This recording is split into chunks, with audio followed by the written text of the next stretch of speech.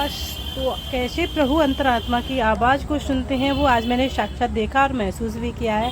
आज गए थे हम गोवर्धन की परिक्रमा करने के लिए।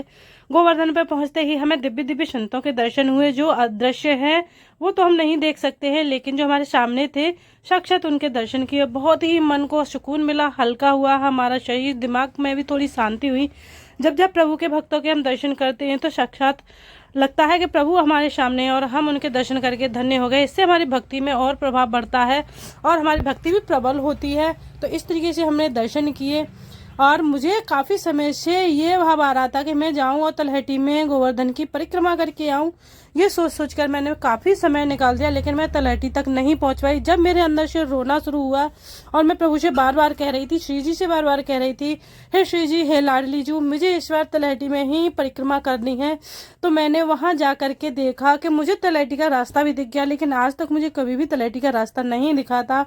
और जैसे मैं गोवर्धन पर्वत के जब पास में पहुंची तो बहुत आनंद महसूस हो रहा था। यहाँ मैंने दर्शन करके स्वयं को ऐसा लगा जैसे मैं प्रभु के सामने बैठी हूँ और प्रभु मेरे सामने। ऐसा लग रहा था ये लता पता है, ये लता पता तो है ही नहीं, ये है साक्षात अष्ट सखियां और श्री जी के वो भक्त जो हमको खुली आंखों से दिखाई नहीं दे रहे हैं। इनके दर्शन कर करके मुझे बहुत ही आनंद प्राप्त हो रहा था, लेकिन कुछ कुबुद्धि रखने वाले इनके पत्तों को तोड़ रहे थे। ये जाकर के मैंने उनको बताया कि इनको तोड़ते नहीं है, इनको छूना भी मना है।